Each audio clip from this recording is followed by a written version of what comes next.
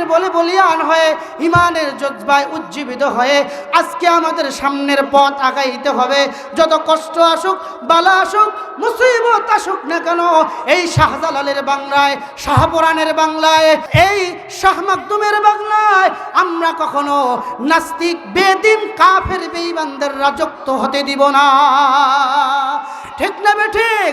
ছুটে আয় শাহজালালের নির্ভীক সৈনিকেরা, ছুটে আয় শাহজালালের নির্ভীক সৈনিকেরা, খতম কর গোবিন্দরই চেলা চামুন্ডাগুলা। ঠিক না বেঠিক? ছুটে আয় শাহজালালের নির্ভীক সৈনিকেরা, খতম কর গোবিন্দরই চেলা চামুন্ডাগুলা। অলিদের এই ভূমিতে বিপ্লবেরই মশাল জ্বালা, অলিদের এই ভূমিতে বিপ্লবেরই মশাল জ্বালা। ছুটে আয় শাহজালালের নির্ভীক সৈনিকেরা, খতম কর গোবিন্দেরই চেলা চামুন্ডাগুলা। শাহজালালের স্বপ্ন ছিল আল কোরআনের জ্বলবে আলো। ঠিক না বেঠিক? এই মুসলমান কথা বলতে হবে। ঠিক না বেঠিক? শাহজালালের স্বপ্ন ছিল না ভয় আছে? আল কোরআনের আলো জ্বলতে গেলে ভয় আছে? ভয় কাদের? যারা চোর, যারা ডাকাত, যারা বাটপার, তাদের ভয় হবে। কোন মুসলিম ভয় করতে পারে না। কোন মুসলিম ভয় করতে পারে না। কোরআনের আইন তো চাবে না, চোররা চাবে না, বাটপাররা চাবে না, ইসলামী শরিয়া চাবে না, চোররা, বাটপাররা, কোন মুসলিম এই কথা বলতে পারে না। অলিদের এই ভূমিতে বিপ্লবেরই মশাল জ্বালা, ছুটে আয় শাহজালালের নির্ভীক সৈনিকেরা, খতম কর গোবিন্দরই চেলা চামুন্ডাগুলা। খতম করবো তো?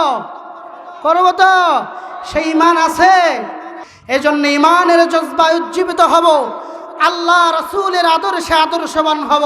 শাহজালাল যে জমিনের মধ্যে ইসলাম কায়েম করতে চেয়েছে, সেই জমিনের সুযোগ আমরা ছেড়ে দিতে দেব না। কথা বলেন ঠিক না বেঠিক? আমরা চাই ইসলাম প্রতিষ্ঠা হোক, আমরা চাই কোরআনের আইন বাস্তবায়ন হোক। আল্লাহ রাব্বুল আলামিন আমাদের সবাইকে কোরআনের আলোয় আলোকিত হয়ে নিজের জীবন, সামাজিক জীবন, পারিবারিক জীবন, অর্থনৈতিক জীবন, রাজনৈতিক জীবন, আন্তর্জাতিক জীবন, আমাদের দেশ, আমাদের মন্ত্রণালয়, আমাদের সংসদ কোরআন দিয়ে পরিচালিত হোক। কারা কারা চান দুহাত তুলে আল্লাহকে দেখান। নারে তাকবীর। মুমিনের জীবন আর জান মালে সমস্ত বিনিময়ে আমি আল্লাহ জান্নাতটাকে বিক্রয় করে দিয়েছি। জোরে বলেন আল্লাহু আকবার।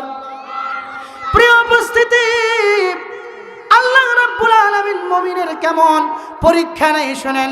হযরতে খাব্বাব বিন আরাত রাদিয়াল্লাহু তাআলা আনহু বলেন, আমরা মক্কার জমিনের মধ্যে আছি। বিশ্বনবী কাবার ছায়ার নিচে চাদর মুড়ি দিয়ে শুয়ে আছেন। কি মুড়ি দিয়ে? জোরে বলেন। চাদর মুড়ি দিয়ে শুয়ে আছে বিশ্বনবী। খাব্বাব বিন আরাত রাদিয়াল্লাহু তাআলা আনহু বিশ্ব নবীর সামনে অভিযোগ করলেন, ইয়া রাসূলুল্লাহ, ইয়া হাবিবাল্লাহ, ওগো নবী, আল্লাহর কাছে আমাদের জন্য একটু দোয়া করুন। আমরা যে কষ্টের মধ্যে আছি, আমরা তো মুশরিকদের মায়ের খেতে খেতে জীবনটা চলে যাচ্ছে গো ইয়া রাসূলুল্লাহ, দয়া করে মেহেরবানি করে আপনি আল্লাহর কাছে আমাদের জন্য প্রার্থনা করুন, আল্লাহর কাছে দোয়া করুন। আল্লাহ রাসূল সাল্লাল্লাহু আলাইহি ওয়াসাল্লাম চাদর মুড়ি দিয়ে শুয়ে থেকে উঠে বসলেন। রাসূলের চেহারা রক্তিম বর্ণ ধারণ করলাম। বিশ্বনবী খাব্বাব বিন আরাতকে ডাক দিয়ে বলেন, ও খাব্বাব, তোমরা কি সেই সময় এখন পর্যন্ত অতিক্রম করেছো? তুমি কি জানো রে, তোমাদের পূর্ববর্তী যত মানুষ দুনিয়ার জমিন থেকে ঈমান নিয়ে দুনিয়ার জমিন থেকে বিদায় নিয়ে চলে গেছে, এই মানুষগুলোকে কতটা পরীক্ষায় উত্তীর্ণ হতে হয়েছে। কোন ইমানদারকে গর্ত খনন করা হয়েছে, সেখানে গর্তের মধ্যে ওই মানুষটাকে পুঁতে ফেলা হয়েছে, মাথার উপর করাত নিয়ে আসা হয়েছে। গাছকে যেভাবে দ্বিখণ্ডিত করে ওই অবস্থায় মানুষের মাথাটাকে দ্বিখণ্ডিত করা হয়েছিল। কারণ একটাই, সে কেন ঈমান এনেছে, সে কেন মুসলিম। খাব্বাব রে, আরো এমন মানুষ ঈমান নিয়ে দুনিয়ার জমিন থেকে বিদায় নিয়েছে, যেই মানুষগুলোকে উত্তপ্ত মরুভূমির মধ্যে প্রচন্ড তাকে শোয়াই দেওয়া হয়েছিল এবং উভুর করে শোয়াই দিয়ে তাকে লোহার চিরুনি দ্বারা তার শরীর থেকে মাংসগুলোকে গোশতগুলোকে আলাদা করে দেওয়া হয়েছিল। এমনকি এমন অবস্থা হয়েছে যে তাদের গোশত তাদের মাংসগুলো শরীর থেকে আলাদা হতে হতে তাদের হাড় পর্যন্ত বাহির হয়ে গেছে। তাদের অপরাধ শুধু একটাই, তারা কেন ঈমান এনেছে। এই ঈমান ছাড়লে আর কোনো কষ্ট কাফেররা দেয় না। ও খাব্বাব, এমন দিন কি তোমার এখনো এসেছে? খাব্বাব বলে, না ইয়া রাসূলুল্লাহ, আল্লাহ রাব্বুল আলামিন, আল্লাহ রাসূল সাল্লাল্লাহু আলাইহি ওয়াসাল্লাম এমন পরীক্ষা নিয়েছেন ঈমানদারদের, আর পরীক্ষা ছাড়া নামাজ নাই, রোজা নাই, কিছু নাই। অথচ আমরা মনে করতেছি সুদ ঘুষের সাথে জড়িত, অন্যায়ের সাথে জড়িত, চাঁদাবাজির সাথে জড়িত, খুনের সাথে জড়িত, রাহাজানির সাথে জড়িত, অশ্লীলতার সাথে জড়িত, সমস্ত কিছু পাপ করতে করতে নিজের জীবন উৎসর্গ করতেছে। নামাজের কোনো খবর নাই। ঈমানদার বললে তাকে বলে আমার ঈমান ঠিক আছে, বলে কি বলে না? কথা বলে না? বলে কি বলে না? আল্লাহ বলতেছে না না, তারা ঈমানদার নয় যাদেরকে তোমরা ঈমানদার মনে করতেছো। কেমন ঈমান শুনবে রে। সাহাবায়ে কেরাম কেমন ঈমান এনেছিল। হযরতে আব্দুল্লাহ ইবনে হুযায়ফা রাদিয়াল্লাহু তাআলা আন, নাম কি জোরে বলেন? আব্দুল্লাহ ইবনে হুযায়ফা রাদিয়াল্লাহু তাআলা আনহু, তিনি বিশ্ব নবীর সাহাবী ছিলেন। বিশ্ব নবীর খুব কাছের একজন সাহাবী ছিলেন আব্দুল্লাহ ইবনে হুযায়ফা। আব্দুল্লাহ ইবনে হুযায়ফা রাসূলের দূত ছিলেন, খুব প্রিয় একজন সাহাবী ছিলেন। হযরতে ওমর ফারুক রাদিয়াল্লাহু তাআলা আনহুর জামানায় ওমর ফারুক রাদিয়াল্লাহু তাআলা আনহু সাহাবী সহ অনেককে রোমানদের বিরুদ্ধে যুদ্ধের জন্য পাঠিয়ে দিলেন। কিসের বিরুদ্ধে জোরে বলেন? রোমান সৈনিকদের বিরুদ্ধে যুদ্ধের জন্য পাঠিয়ে দিলেন। হযরতে আব্দুল্লাহ ইবনে হুযায়ফা রাদিয়াল্লাহু তাআলা আন যুদ্ধের মধ্যে চলে গেছেন। ওদিকে রোমান সম্রাট তার সৈন্যদেরকে ডাক দিয়ে বলেছে, ও আমার সৈন্যরা রে, ও আমার সৈন্যরা, তোমরা জানো রে, আমি শুনেছি মুসলমানদের ঈমানের দৃঢ়তা, ঈমানের অটলতা, ঈমানের পাওয়ার অত্যন্ত বেশি। আমি তোমাদেরকে আদেশ করতেছি, আমি তোমাদেরকে হুকুম করলাম, তোমাদের কাছে যদি কোনো মুসলিম বন্দী হয়ে যায় তাইলে তাকে তোমরা হত্যা করো না, তাকে শেষ করে দাও না। কি করব?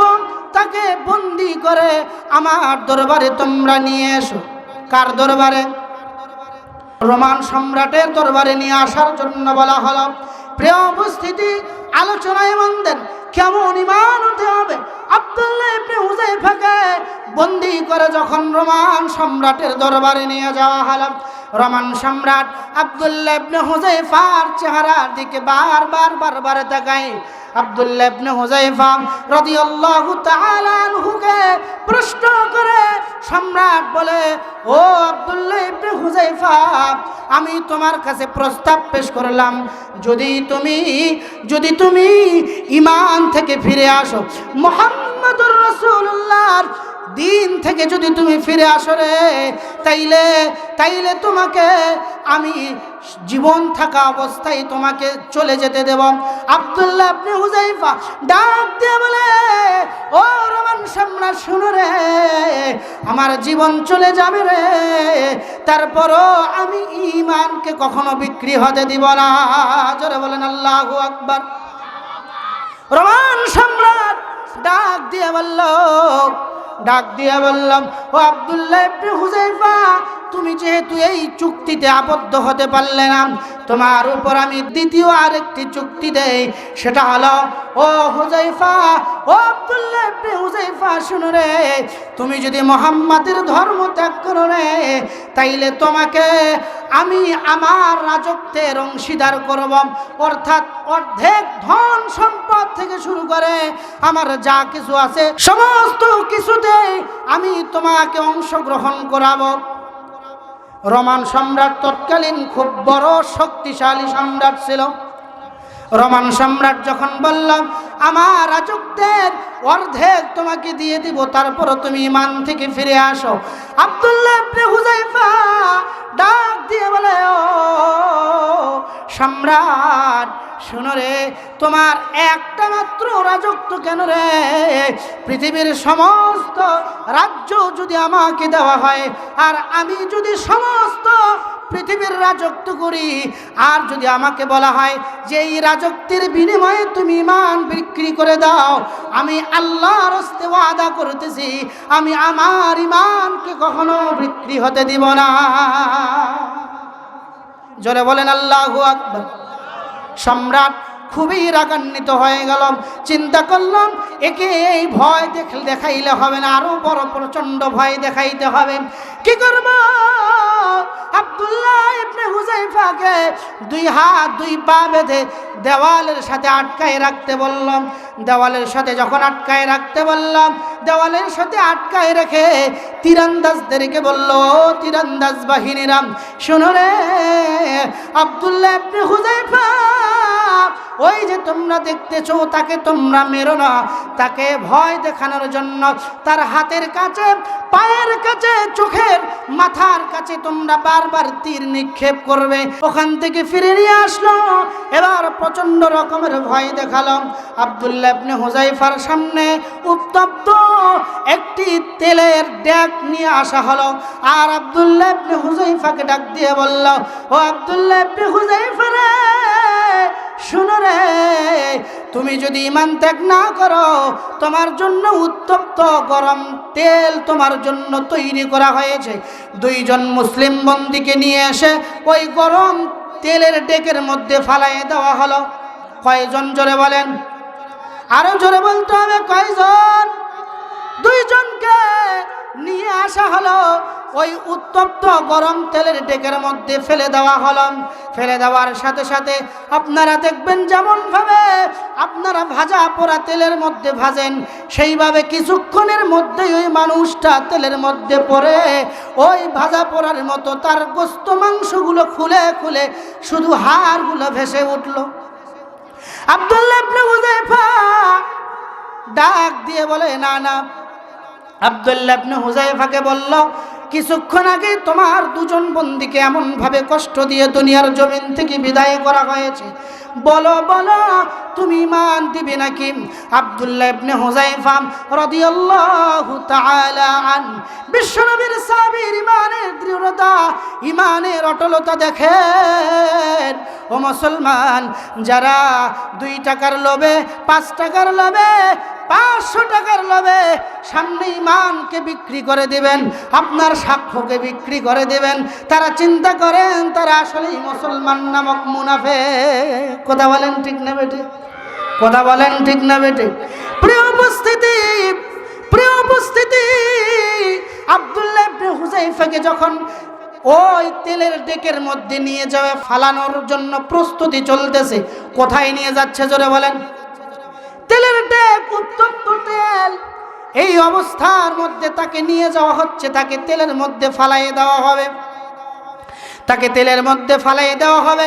এমন সময় তার চোখ বেয়ে বেয়ে পানি পড়তেছে। কি পড়তেছে জোরে বলেন? জোরে বলেন। চোখ দিয়ে পানি পড়তেছে। ডাক দিয়ে বলতেছে, সম্রাট দেখলো তার চোখ দিয়ে যখন পানি পড়তেছে, সম্রাট এখন মনে করতেছে আসলেই বুঝি এবার কাম হয়েছে। আব্দুল্লাহ ইবনে হুযায়ফাকে ডাক দিয়ে বলতেছে, ও আব্দুল্লাহ ইবনে হুযায়ফা, এবার বুঝি তোমার কাজ হয়েছে। আসো আসো, আমি বুঝতে পেরেছি তোমার জীবনের ভয় আছে। আসো, তুমি এখন পর্যন্ত যদি ঈমান তুমি বিক্রি করে দাও, মুহাম্মাদের ধর্ম থেকে তুমি যদি ত্যাগ হয়ে যাও, মুহাম্মাদের ধর্ম থেকে তুমি যদি ফিরে আসো, তাইলে তোমার জীবনকে আমি ফিরাইয়া দিব। আব্দুল্লাহ ইবনে হুযায়ফা রাগান্বিত সুরে সম্রাটকে ডাক দিয়ে বলতেছে, সম্রাট, আমি ওই জন্যে কাঁদি না রে। কেন কাঁদি তুমি জানো? আমি আল্লাহর কাছে কাঁদতেছি এই কারণে, আমার আল্লাহ যদি আমার শরীরের সমস্ত লোম যতগুলো আছে, পশম যত আছে, সমস্ত লোমের বিনিময়ে যদি একটা একটা জীবন আমার আল্লাহ দিত, আমার আল্লাহ তো আমাকে একটা মাত্র জীবন দিয়েছে, আমি আর কোনোদিন আমার মাওলাকে সেজদা দিতে পারবো না, আমি আর কোনোদিন আমার মাবুদকে সেজদা দিতে পারবো না। এই জন্যে কাঁদি রে।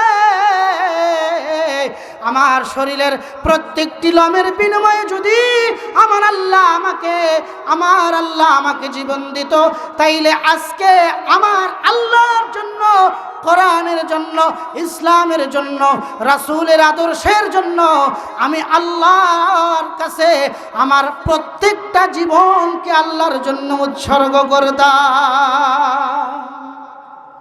জোরে বলেন সুবহানাল্লাহ। কেন কান্দে? এবার সম্রাট আর পারল না, চিন্তা করলো এর দ্বারাই হবে না। এবার সম্রাট তাকে ডাক দিয়ে বলল, আচ্ছা ঠিক আছে, আমি যেমনটা শুনেছি মুসলমানদের ঈমানের পাওয়ার অত্যন্ত বেশি। মুসলিম কখনো কোনো কাফের মুশরিকের কাছে মাথা নত করে না, মুশরিক কখনো মুশরিকদের সামনে মুসলমান মাথা নত করতে পারে না। আমি বুঝে গেছি, তবে একটা মাত্র শর্ত, এখন যদি তুমি আমার কপালে একটা মাত্র চুমু দাও, তাইলে এই একটা চুমুর বিনিময়ে আমি তোমার জীবনকে মুক্তি দিয়ে দেব। আব্দুল্লাহ ইবনে হুযায়ফা ডাক দিয়া বলে, না না, আমি তোমার কাফেরের কপালে চুমু দিতে পারি না, তবে একটা মাত্র শর্ত। কি শর্ত জানো? একটা মাত্র শর্ত, তুমি যদি আমাকে সহ আমার যত মুসলিমকে তুমি বন্দি করেছো, সমস্ত মুসলিমকে তুমি যদি আজকে ছেড়ে দাও, বন্দি মুক্ত করে দাও, তাইলে আমি তোমার কপালে চুমু দিতে রাজি আছি। শুধু আমার একার জীবন তুমি ছেড়ে দিবে তা হবে না, আমার সমস্ত মুসলিম ভাইদের জীবন মুক্তি করে দিতে হবে। সম্রাট রাজি হয়ে গেল। আব্দুল্লাহ ইবনে হুযায়ফা কপালের মধ্যে একটা চুমু দিয়ে মদিনার পথে আসলেন। মদিনায় এসে আমিরুল মুমিনিন সমস্ত ঘটনা শুনলেন।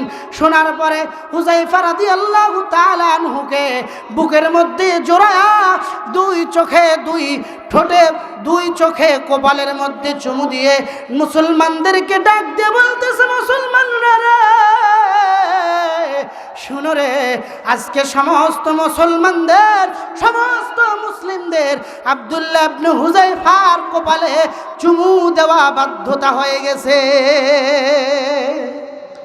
প্রিয় উপস্থিতি, বলেন মুসলমানদের ঈমানের পাওয়ার আছে না নাই?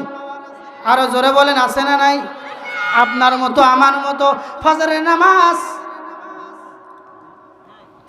নামাজ, ওই যে কিছুক্ষণ আগে বললাম, ইন্নামাল মুমিনুনা আল্লাযীনা ইযা যুকিরাল্লাহু ওয়াজিলাত কুলুবুহুম।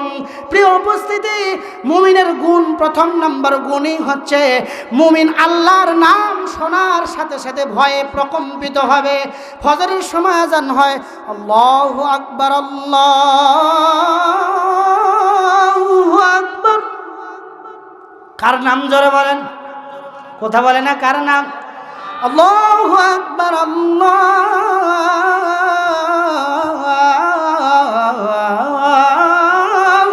আকবার। কার নাম জোরে বলেন? আরো জোরে বলতে হবে, কার নাম? আচ্ছা, মুসলিম যদি হয়ে থাকি, মুমিন যদি হয়ে থাকি, আল্লাহর নাম শোনার সাথে সাথে অন্তর যখন কেঁপে উঠবে, কোন মুসলিম তখন বিছানার মধ্যে আরাম করে ঘুমাইতে পারে না। কথা বলে না, কথা বলে না। তার মানে বোঝা গেল, আমরা যতই বলি না কেন, আমরা মুসলিম নামক মুনাফিক।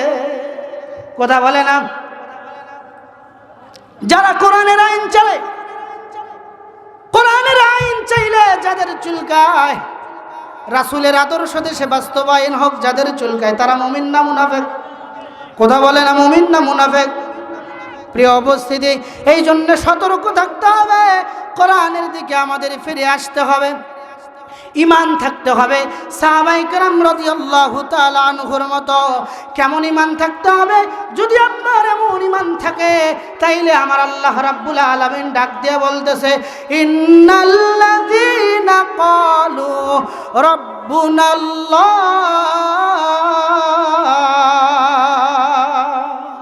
জোরে বলেন আল্লাহু আকবার। আরো জোরে বলতে হবে আল্লাহু আকবার। আল্লাহ বলতেছে, ইন্নাল্লাযীনা ক্বালু রাব্বুনাল্লাহ সুম্মা ইসতাকামু, যারা বলে আমার রব আল্লাহ। আমরা রব কাকে স্বীকার করি? জোরে বলেন। আরো জোরে বলতে হবে কাকে? জোরে বলেন আল্লাহ।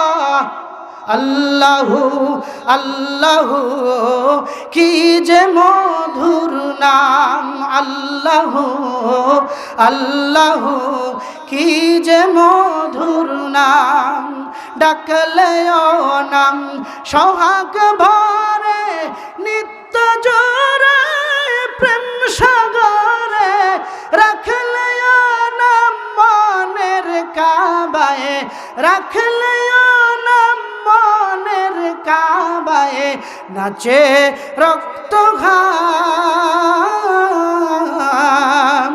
বলেন আল্লাহু আল্লাহু কি যে মধুর নাম। ঠিক না বেটে?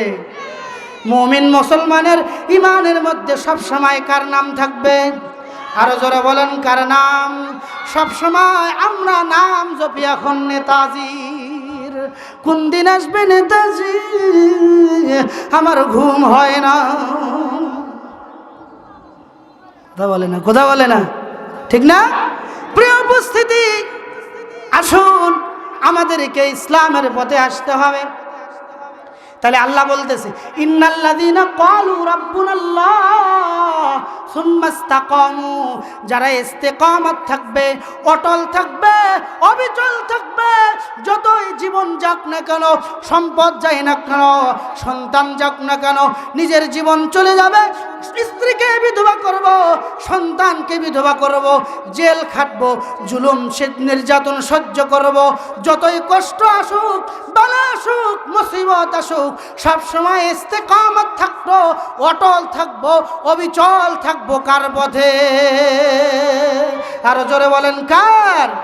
আরো জোরে বলতে হবে কার? জোরে বলেন আল্লাহ। আল্লাহর পথে আমরা অবিচল থাকবো। ওগো আল্লাহ, আমরা যদি অটল থাকি, অবিচল থাকি, তাইলে আমাদের লাভ কি? আল্লাহ বলে, ক্বালু রাব্বুনাল্লাহ সুম্মা ইসতাকামু তাতানাজ্জালু আলাইহিমুল মালায়েকা। আল্লাহ বলতেছে, তাদের মৃত্যুর সময় ফেরেশতা হাজির হয়ে যাবে। ফেরেশতা এসে বলবে, আলাইহিমুল মালায়েকা আল্লাহ তাখাফু ওয়া লা তাহজানু ওয়া আবশিরু বিল জান্নাতিল্লাতী কুনতুম তুআদুন।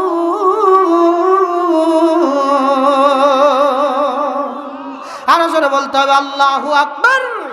জোরে বলতে হবে আল্লাহু আকবার। বিপ্লব মানে জীবন দেওয়া, বসে থাকা নয়। থাকবেন বসে? বিপ্লব মানে জীবন দেওয়া, বসে থাকা নয়, সে কোনো দিন আসবে না রে, করো যদি ভয়। বিপ্লব মানে জীবন দেওয়া, বসে থাকা নয়, সেই কোনো দিন আসবে না রে, করো যদি ভয়। আসবে বিজয় রক্ত আর জীবনের বিনিময়, আসবে বিজয় রক্ত আর জীবনের বিনিময়। বিপ্লব মানে জীবন দেওয়া, বসে থাকা নয়, সে কোনো দিন আসবে না রে, করো যদি ভয়। লড়াইয়ের ওই ময়দানেতে যেতে তোমাকে হবে, প্রয়োজনে সব রক্তটুকু জমিনেই ঢেলে দিবে। কোথায় ঢেলে দিব?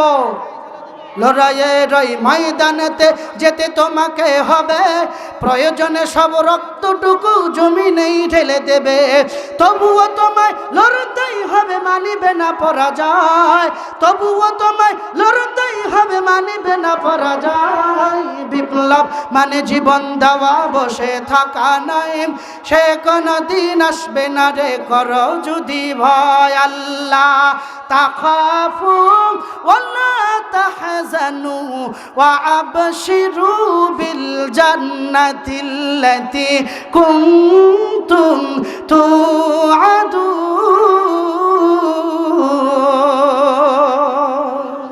আরো জোরে বলতে হবে আল্লাহু আকবার, জোরে বলতে হবে আল্লাহু আকবার। আল্লাহ বলতেছে চিন্তা করো না। কি চিন্তা করব না জানো না?